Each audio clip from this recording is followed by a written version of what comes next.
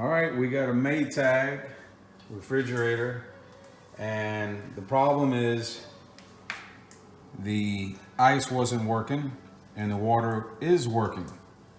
Now, of course, the owner's manual will tell you to check to make sure that the switch is on and check to make sure if there's any ice stuck inside there, make sure if the water supply is working correctly. All those things turn out to be check, no problem.